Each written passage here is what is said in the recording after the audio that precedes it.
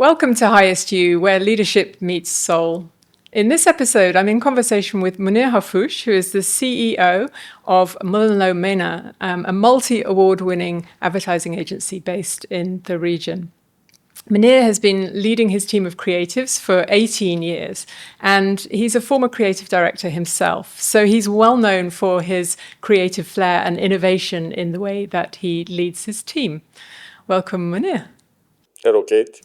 So I've seen your approach firsthand because I've been team coach to your executive team, and so I've seen your leadership style in action, and it's a real pleasure to have this conversation today to unpack your approach and how you've created something very special with MullenLowe MENA. So why don't you tell us about the culture that you've tried to build in your agency? Sure. First, thank you for hosting me. Secondly, I'm a little bit under pressure because you did coach me, actually.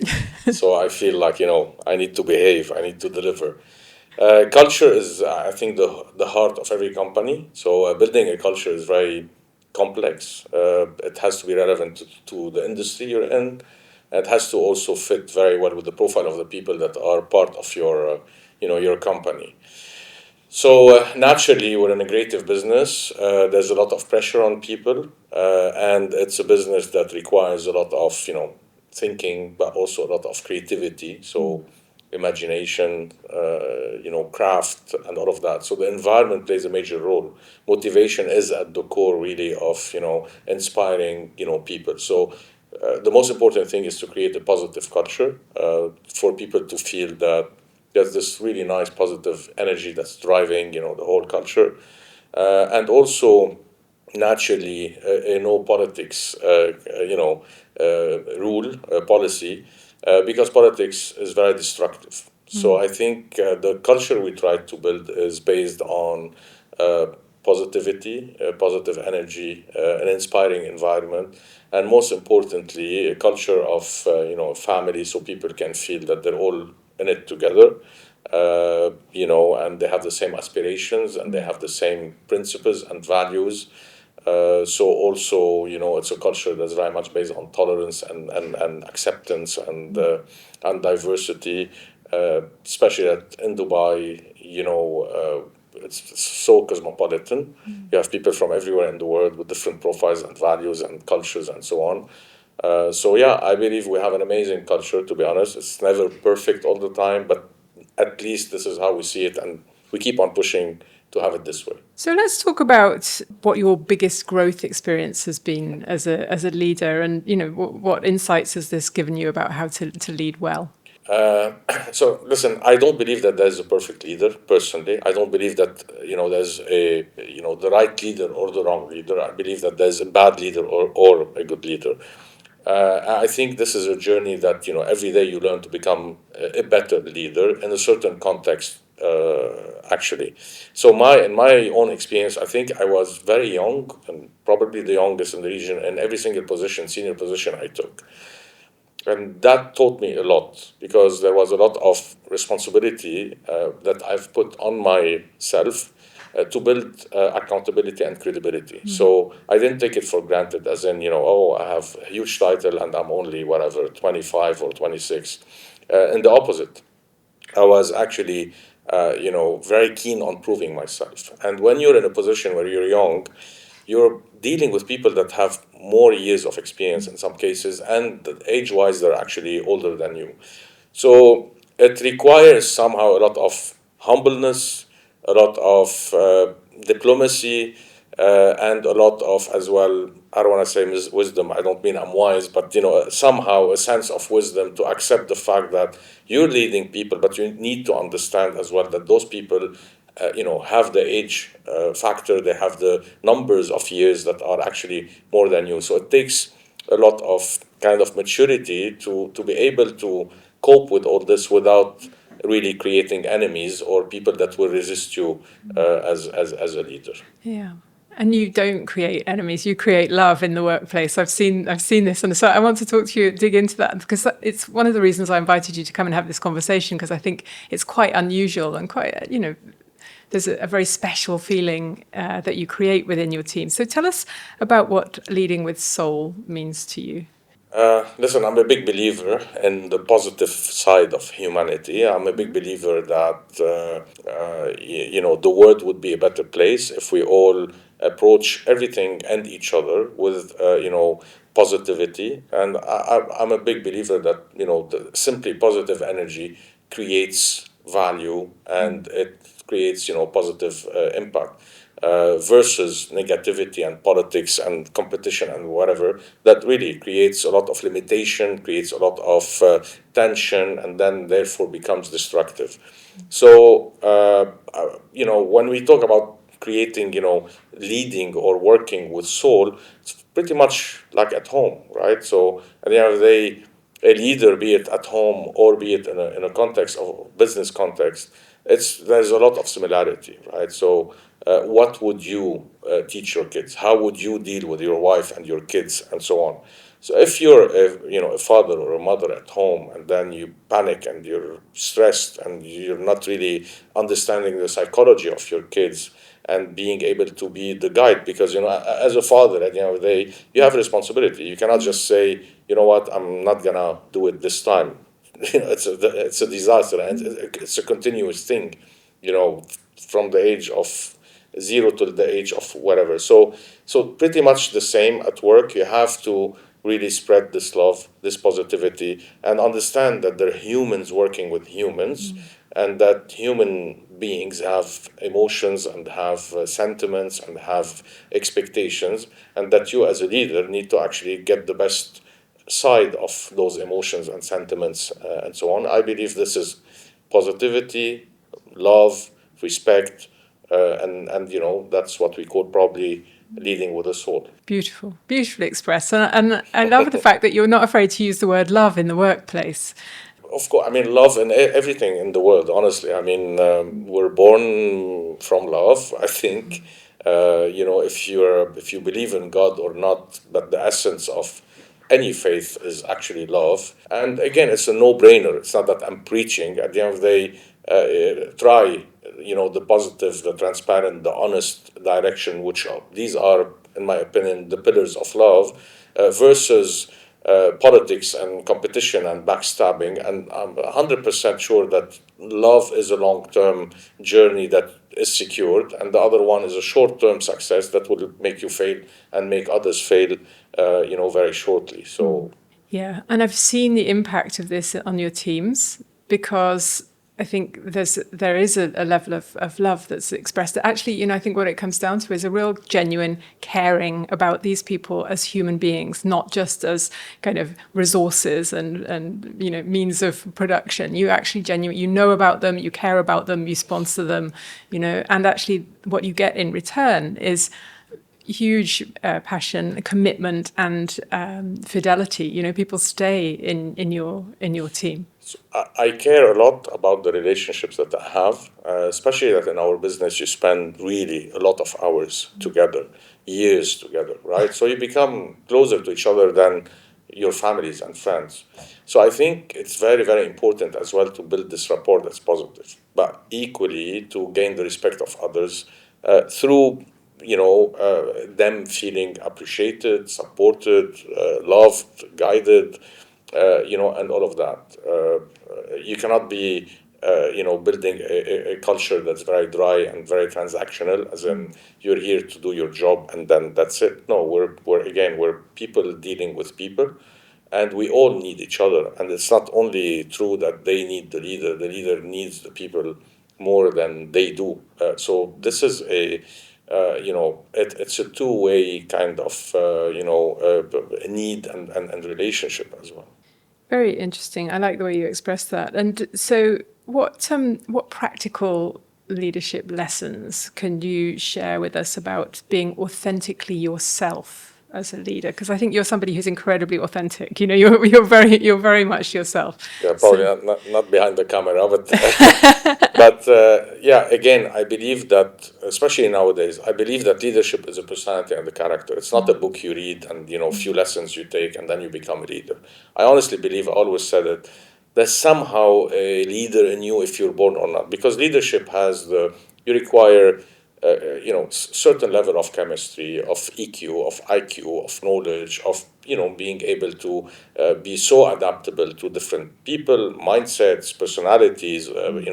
Moments where you're probably under pressure, you have to take decisions. So again, it's a very difficult job. But nevertheless, I think so it's the combination of all of this together that makes you a certain type of leader that could actually create either positive value or no value at all.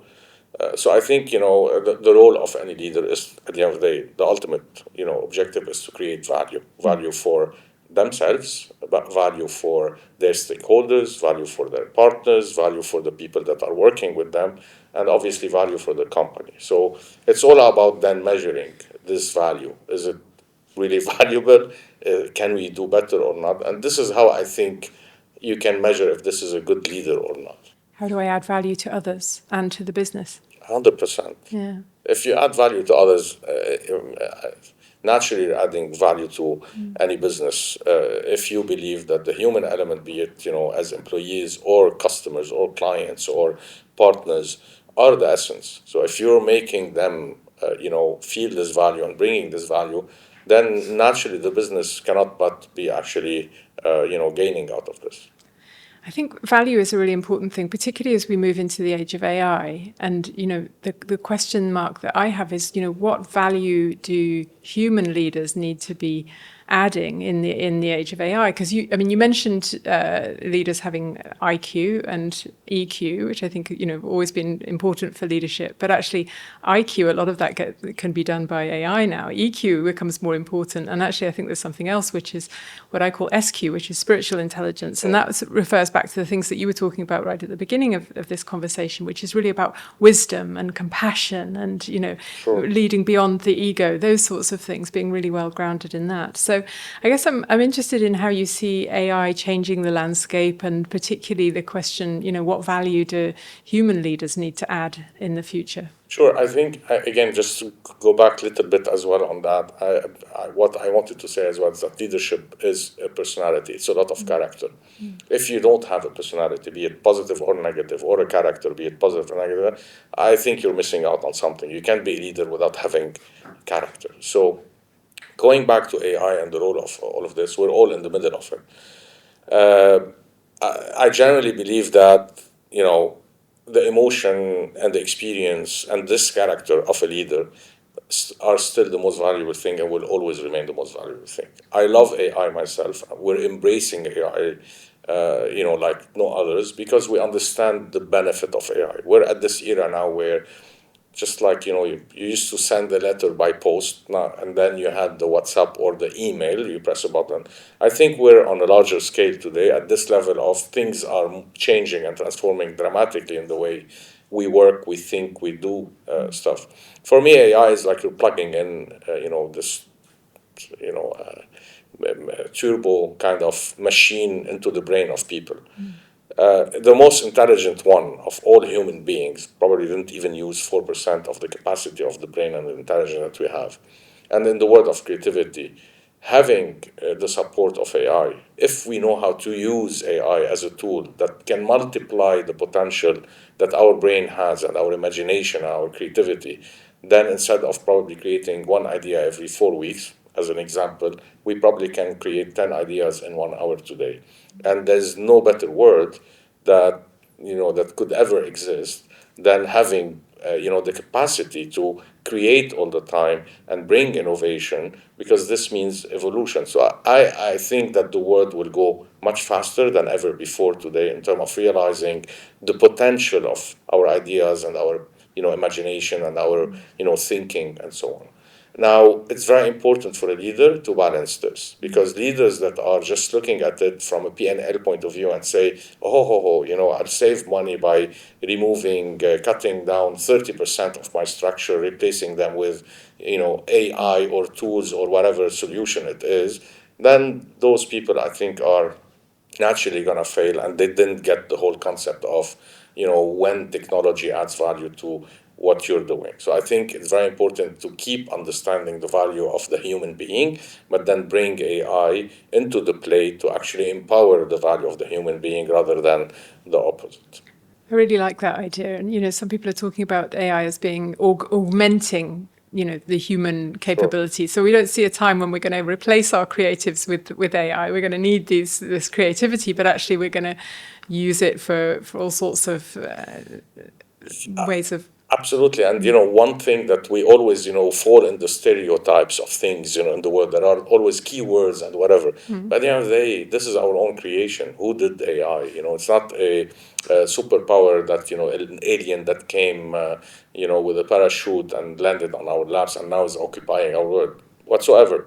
This is actually the genius of the human being that created AI to help us probably move faster and be able to realize all those magical thoughts and ideas and bring them to life.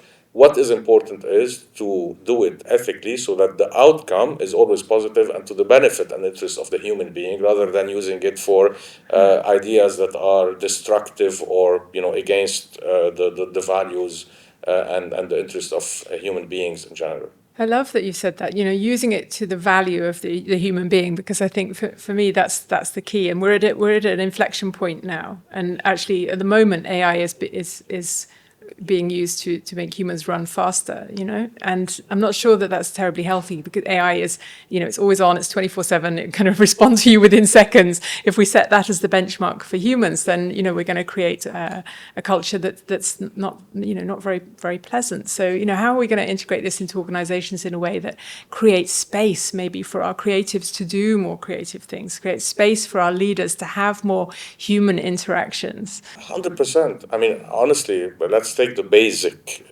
part of AI. I mean, let's say ChatGPT. And what's the harm in coming up with a brilliant idea and the vision? But then instead of spending probably 3 days researching for data, on the internet, ChatGPT can give it to you in 2 seconds. I don't see any harm in this. And the opposite, I see that actually we're moving into thinking about more ideas rather than wasting time that trying to find data on the internet. So, but also look at the benefit of AI beyond our business. What is it going to be doing to the healthcare business, to us, to the medical side of things? So it's going to be unbelievable. I think we have to focus on the positive side and the positive outcome and use this tool in a responsible, ethical, positive way and ambitious way to make it really benefit the entire human race at the end of the day. Absolutely. Yeah, well said. I think we're Hopefully. yeah, hopefully, exactly. I think we're aligned on what it Yeah, could be. exactly. And the possibilities are really exciting. Absolutely. So tell us about at the end of the day, when you kind of get to the end of your career. I know we have a way to go. But how will you judge yourself and your own success as a leader and as a human? So I always thought about this, and I don't believe success is an end destination. I truly don't believe there's something that we can say, oh, this is success. You have the success which is materialistic in terms of, for example, you put a budget. Did you get you made it or not? That's one kind of success. But in general, for me, success cannot be a one objective or one goal because every time you achieve something, it's not enough, and you need to evolve to achieve something else, and so on. So I summarized all this in a way where probably success comes first if you're happy with yourself, based on your values and what you believe in life. Do you feel that you've done your best and that you're satisfied with your positive impact to whatever you did? Of course, no one is perfect. We always do mistake. We sometimes harm others or environments or whatever it is. But that's the nature of human being. What's important is to learn from all this and try always our best to actually improve it and do our best to have the intention of creating a positive contribution around us and for others. So success, I don't think can be measured. I think it's a self satisfaction, but also probably for me is what people think of you. So what do people think of you? So if you ask about me, if majority talk positively about me, this is success for me. Perfect. So what would you like your legacy to be? What would you want people to be saying about you at the end of the day? Honestly, I don't care about legacy. Legacy is a big word. I don't think anyone can create legacy, and unless you're really creating something that will change the world for the next 10 million years. Yes, I understand this is legacy, but and ironically, in business they keep using those. They made it cliche now, like we're building legacies. How are you building legacies as banks or real estate or whatever? Legacy is huge. It is a huge thing, and I agree with you, and you're very humble. But actually, I think as leaders, you do have, we have a massive impact on the lives of others, and that's the legacy that we leave. And I think I've seen in your leadership that you've had a huge impact on the people around you, and they will remember you for that impact that you had, for the sponsorship and the support. This is exactly where I don't think it should be called legacy, because that's the minimum we should do. We're all meant to actually create positive impact. We're paid for this. We're in the position that we accepted. We're responsible of this.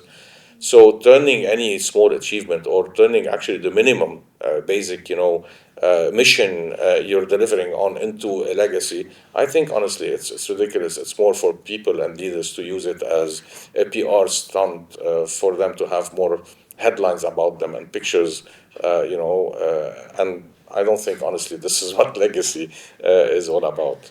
No, I agree with you, and it's very nicely said, and very humbly said, which I think it really demonstrates the lack of ego in your leadership.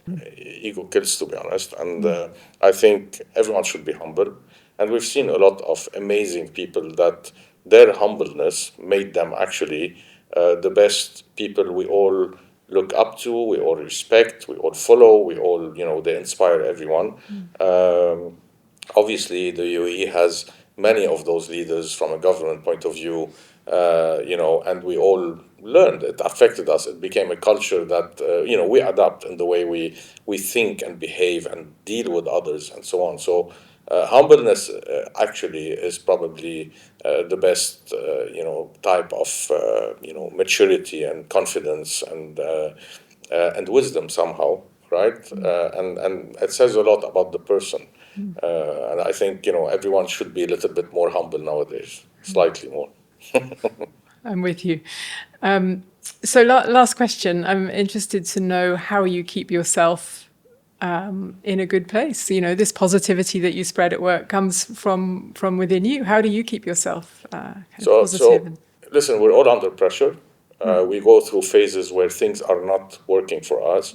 I think I realized I used to panic a lot every time and be really, really upset every time something goes against what I wish for, all the efforts and aspirations and dreams I had. But then you learn that actually life is honestly a series of circles. You have probably 5 years where everything is perfect. You're growing, your business is doing well, you're doing well, everything is on your side. But then naturally you go through a phase where things start becoming a little bit more tough against you, start losing business or whatever. And that's exactly where you need to be more positive. I don't know if because I'm from Lebanon, probably lived under the bombs of all my life, like so many others, and I've seen death every single second, and this gave us a sense of resilience and positivity. Somehow, probably I downplay this, but I genuinely feel that, and as a leader as well, you have to accept situations, but then you shouldn't accept them by the fact of surrendering, but by the fact of accepting they're here, and then deal with them with a lot of positivity, because that's the only way to rebuild yourself or reinvent what you're doing, so that then you have the next phase of, the positive circle or phase of your life where you have the next 5 years where you're again, up there. And I think that's really the case of, everything in life, right? If you think about it, you have those ups and downs. And sometimes you feel that, oh my God, I've never imagined I'm going to be so much under pressure. Why this is happening to me? But then, you're out of it and you're in a much better place later on. Well, I really look forward to seeing what the next circle will bring for you. And I didn't tell you where I am now. If I'm in this no, one no, or we the don't other know one. what the completion of this circle will be. We'll look forward to seeing that. Mounir Harfouche, thank you very much for a lovely conversation. Thank you so much. Thanks a lot, Kate.